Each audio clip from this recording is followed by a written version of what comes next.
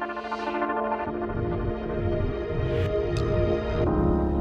creatives, welcome to my channel. I'm Angela, a graphic designer and illustrator. For all of you who are new here, I wanted to say a big thank you. We reached 1,000 subscribers and I cannot thank you all enough. And today I want to dive in to Procreate and show you a little bit about how to paint from reference. Painting from reference seems very simple. It's kind of like tracing, but it's not tracing. So I'm going to show you some tips and tricks and how to make it your own while using a reference photo. Let's dive into creating this beautiful avocado smoothie. I found this photo on Instagram. I don't remember the Instagram page that had it though. If anyone recognizes this, let me know in the comments down below. I love the lighting in this. This is so pretty. When it comes to painting from reference, when you import in Procreate, because I took this photo and I just imported it, and all I did was just minimize the size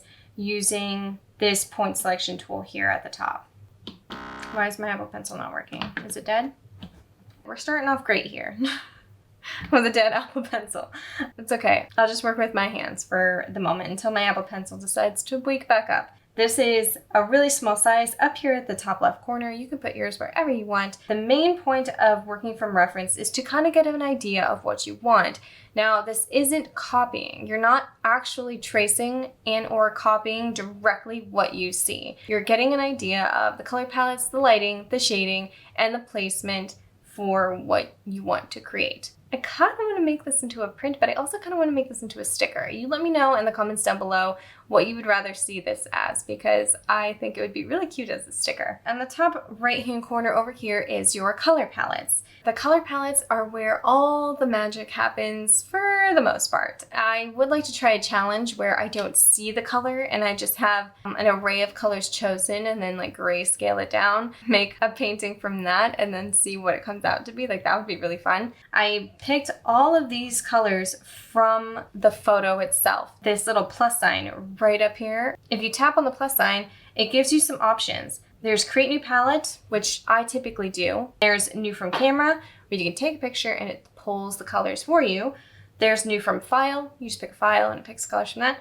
Or new from photo, and it takes the colors from the photo automatically, which is what I did. It came up with this beautiful array of colors here. I'm gonna start with this grayish yellow orange color, which is the names that they give them. This is the card view, which you can literally tap and drag it and place it anywhere on the screen that you want. So you can have your little cards showcased, or press the X, it goes right back up here. Go back to your compact view and it shows you the entire palette right there, so you don't have to keep scrolling. You can also take this and bring it wherever you want, and you have like this fun little square of all your colors. It kind of reminds me of Minecraft with the color palette. So there's some beautiful lighting and shading going on with the glass, which is why I chose this. What I'm gonna do is I'm gonna take the idea of this and make kind of like a centerpiece. I'm not gonna use the same cutting boards. I'm gonna do one of those rustic round cutting boards, which I think is really cool. We're gonna make our own though. Just to get our ideas down, in the brushes, under inking, there is the, I don't know how you say it, I'm gonna do my best, Jasinski ink. I hope that's right. I want to use that and make sure I choose the right one. My grayish yellow orange light color. If you're going to paint or draw something that is the same on both sides, go into your actions, tap on drawing guide to enable it. In the drawing guide, you can edit it, choose symmetry, and then be either vertical or horizontal. I prefer it to be vertical. Take the same action that you were doing. For instance, if I were to draw this bottle, and it will do it on both sides. Let's see, maybe my Apple Pencil will work now, and I can show you properly. Okay, so we're gonna get the shape of this bottle down, just like so. My hand's a little shaky, but we're just getting the shape of the bottle down. They have these fine ridges in them. So there's the shape of our bottle. It's not an exact correct shape. That is okay. For this, what's called a mirror canvas effect, it does allow for you to redraw, but you're only drawing on one side of the canvas, so you don't have to draw on both. There we go. There is our bottle. And I mentioned earlier that I'm going to be making my own cutting board, which is going to be more rustic. So let's place that now. I'm going to choose this, I'm going to do orange. Put that on a new layer, and I'll set that layer behind.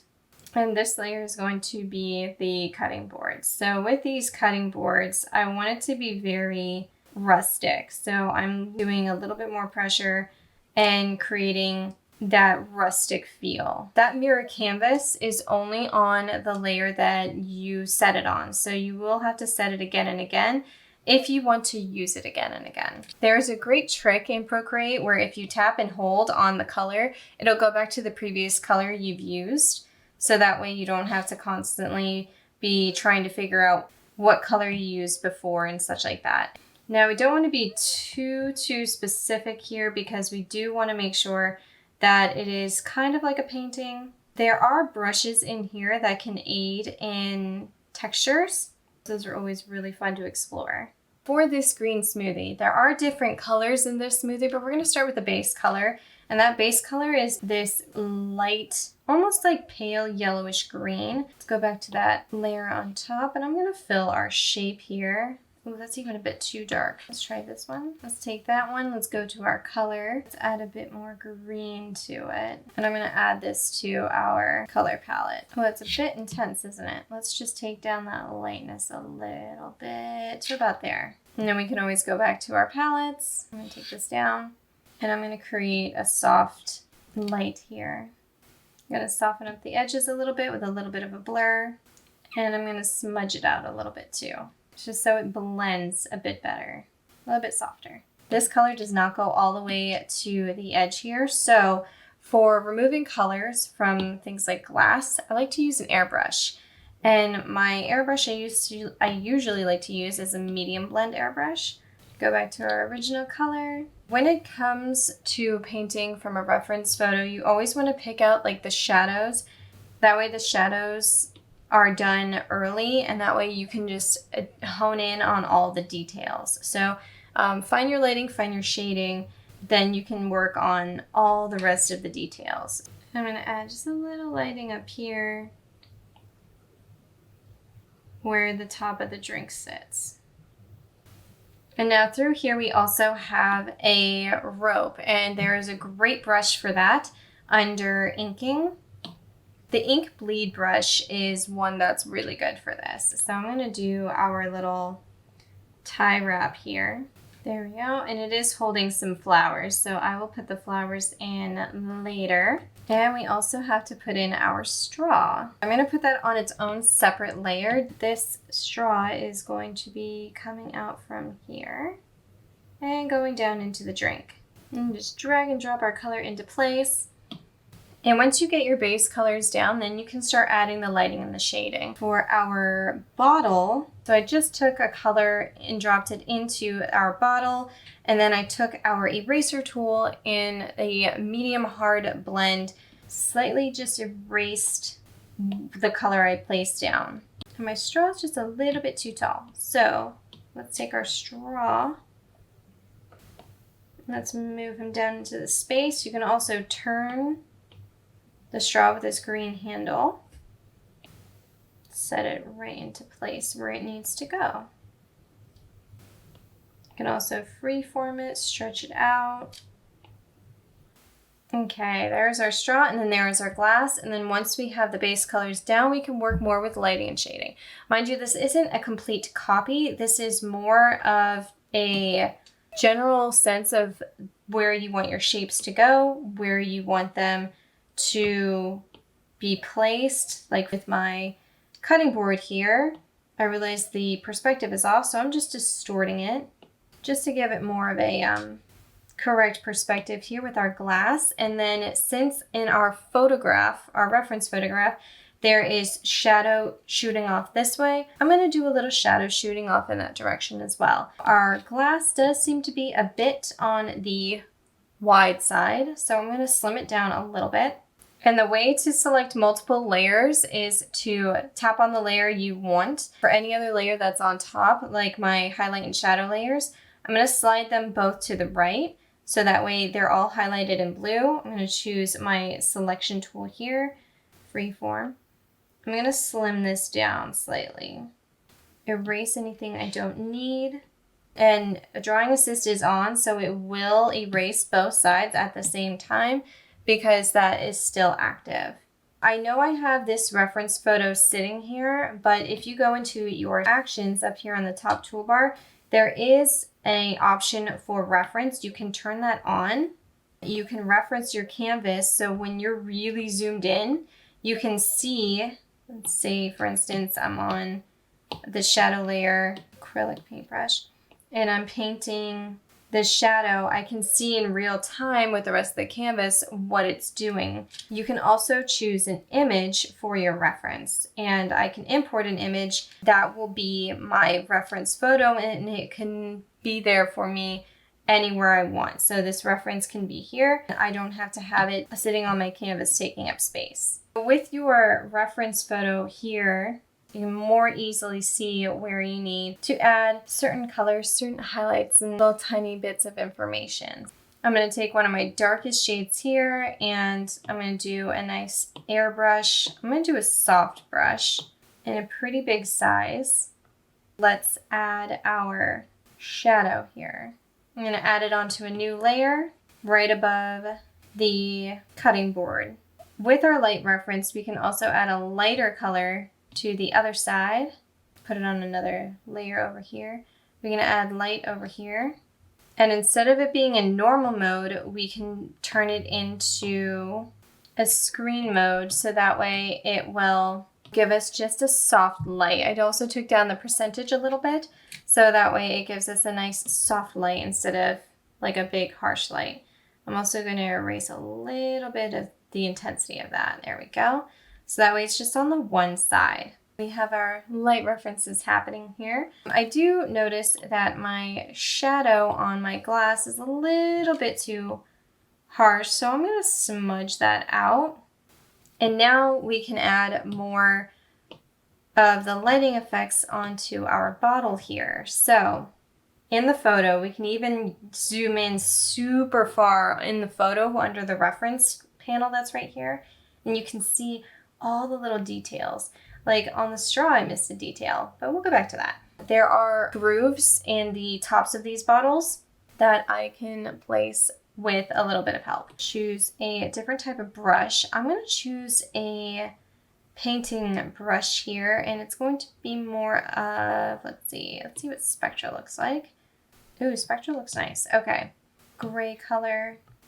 Turn the drawing guide and assist off. There we go. And let's take this brush size down a little bit. Now I'm going to just give a little bit of texture to this bottle wherever there are high points or ridges.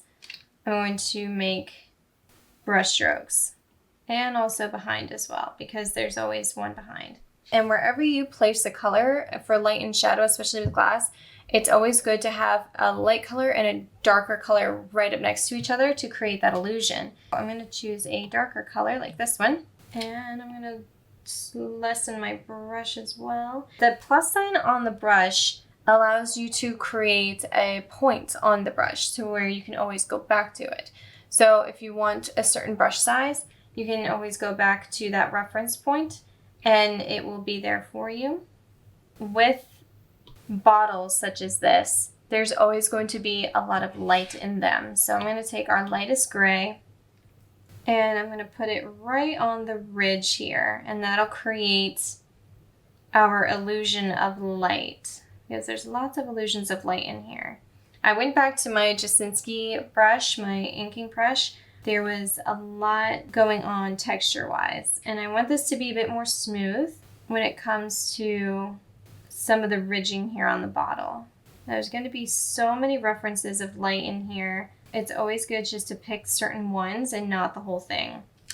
Otherwise it gets muddled. When it comes to light and shadow, so you always want to pick the one that is going to be the strongest visually, and then you're going to add your shadows in to really make it like stand out. And the lip is always dark at the very top. There's always a bit of a dark outline when it comes to these two, and it probably doesn't look right at the moment, but that's when you know that you're doing it right, because it never looks good at first. But just trust the process and it will start to look much better as you keep going. We got a lot of nice changes in color here going on. There we go. So whenever there's a light shade, there's a dark shade that goes right next to it, and it makes this beautiful line. And that's looking really good right now. When it comes to highlights, the brightest highlight is always going to be white, and you always want to place it last. Darkest green color, and place these little dots that they have here. They have like little smoothie dots going throughout. Here, here, and here. There we go. In this reference photo, you can see that there are bright, shining highlights in here. And that's only made possible by choosing white. Should be done last. There's no going back after you choose white. And this is going to be done very loosely because this is a reflection. So you don't want it to be perfect. You want it to kind of look a bit messy when it comes to highlights on especially glass. That just adds more to the authenticity that it's glass. When it comes to other things that are more solid, that aren't like glass reflective, then you can be a little bit more like perfect. But with glass, you want it to just be a little bit, just a teeny bit like messy. And there's our glass bottle. Now there are dark areas here and back here that I did not do, so I'm going to go and do those now with our darker color, just to give it more of that textured look. There we go. You can also build up your shadows. So when it comes to painting from a reference, you do want to get your lighting and shading in the correct spaces, but then the rest of it really should be up to your interpretation. You don't want to completely copy, but you want to get the coloring right. You want to get the lighting and the shading right. You want to get the perspective right. So depending on what you're looking for, like for myself, I want this to be quite exact when it comes to the glassware itself. That way it looks more realistic. Adding in this little dark detail that I forgot on the straw to give the straw some more shape, some more intensity to it. It can get a little bit lost when it's in the glass, and you really want it to stand out. There we go. That's so much better. All right, so here is our little avocado smoothie. It's all about layering and it's all about blending. You can use the little finger smudge tool if you want, or if you want to do a Gaussian blur or a mixture of two like I did, you can completely do that. For this rope section here, we have a little bit of cute little flowers. Each of these I'm doing on new layers because I want them to have their own so that they're more easily selected later, because it's really difficult to select them when they're all together. I'm not being super careful. Now this is down to style, so if you want to be more careful you can, but I'm not going to be. I don't feel like I need to be. Again, you can be as loose with this as you want, or you can be as detailed as you want. I'm not being super detailed, mainly because I don't feel like I really need to be when it comes to these little flowers, because they're so small.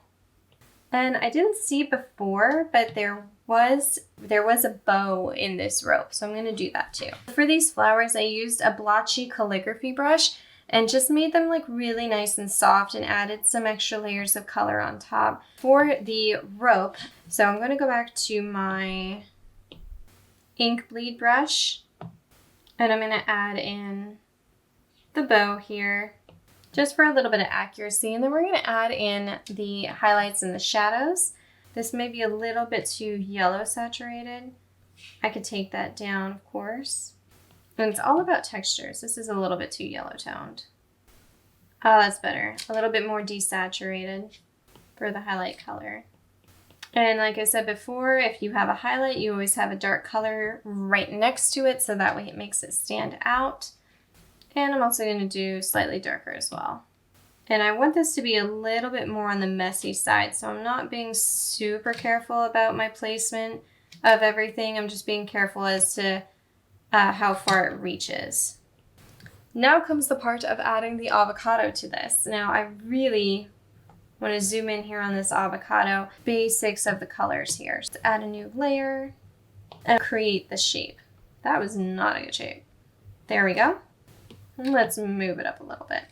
If you struggle with your perspective, it's always good to remember that things that are closer to you are going to appear bigger. Things that are further away from you are going to appear smaller. This may not look particularly correct when you are looking at it in the photo, but it is actually going to be correct.